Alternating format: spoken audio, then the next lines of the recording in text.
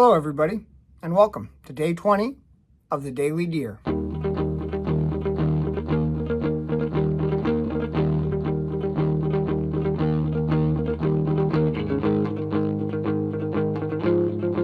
Today, we're going to focus on talking a little bit about predator pressure and how that affects your deer herd in your area and areas you might hunt.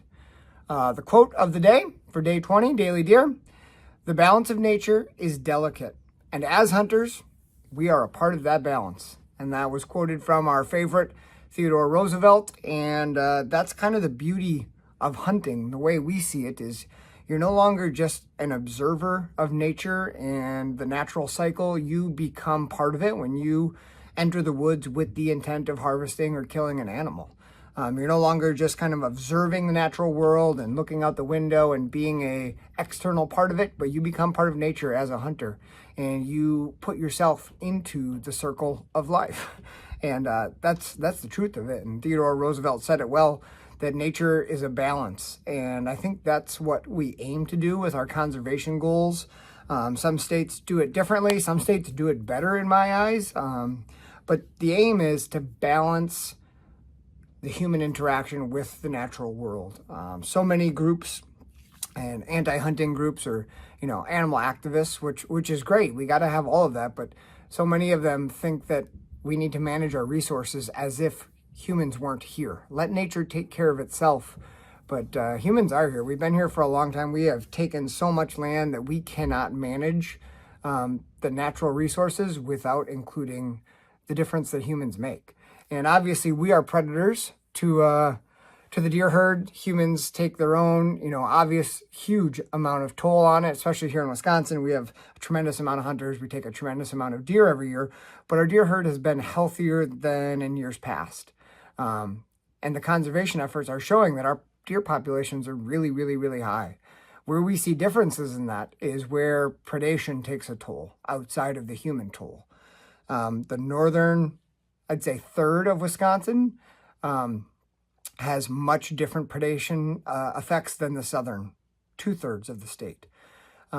Wherever you are, you probably have some sort of coyote population, bobcat population, which definitely do take deer. But I feel like that's a fairly consistent and natural ebb and flow. Coyotes are not apex predators. They do take out the sick, the weak, the young, which is kind of how nature designed it. So predators that are taking out sick or weakly animals are, in essence, in theory, strengthening the herd.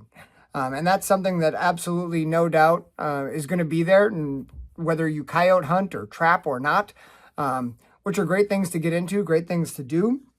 But the coyote population is going to kind of rebound from all of that. It's just going to kind of keep the natural ebb and flow. The northern part of our state and anywhere else in the northern part of the United States has a lot different predation. And what I'm talking about is the presence of wolves and the presence of bears. And when you talk about bears making a dent on deer population, it's not that like full-grown bears are chasing down full-grown deer and massacring them.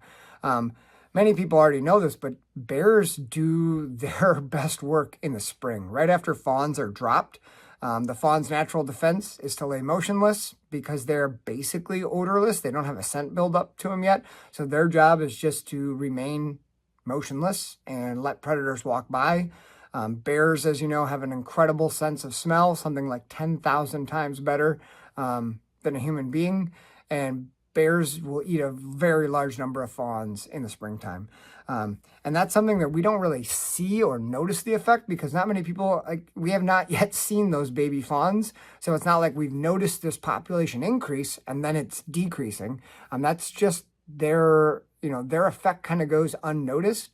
But bears in the springtime take a large number of fawns, and wolves in the northern part of the state do hunt, obviously, in packs and take down adult deer.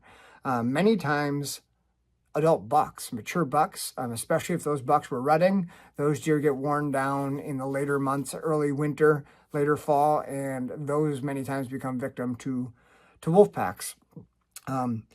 But no matter what kind of predators you have, it's just kind of, it's a part of the natural world. And I think going through and spreading hate or misinformation on, shoot everything you see or this and that, I think that can be a really slippery slope.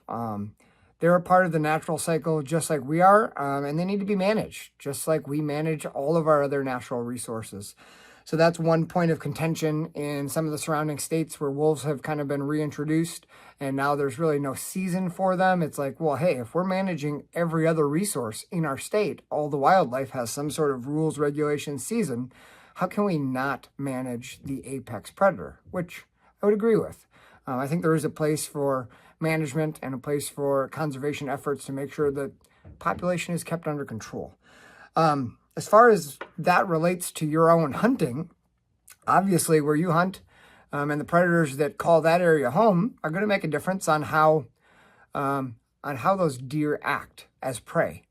I can tell you that in northern Wisconsin, the deer are far, far, far more wary and on pins and needles as they travel through their home range than deer in the southern half of the state that only worry about coyotes.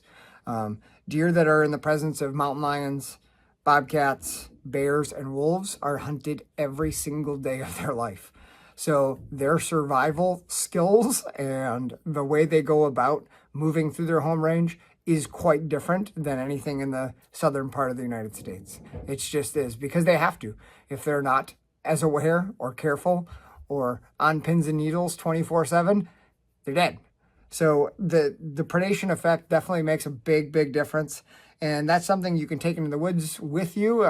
If you know you've got a large coyote population, I've seen a lot of guys use a coyote call or a coyote howl at the end of the day to clear deer out so they can get out of their stand without getting noticed. That seems to work well. I've done it a few times. But yeah, just be aware of your surroundings. It's not necessarily good to hate all predators because they're taking your deer. Just know that they're part of the cycle. They're part of the evolution. And if you want to get into, the conservation side of that, pick up a trapping course. Learn how to do some coyote calling in the winter. It's a great pastime, good thing to do. And it might just help out a deer or two. So thanks for watching The Daily Deer, and have a good one.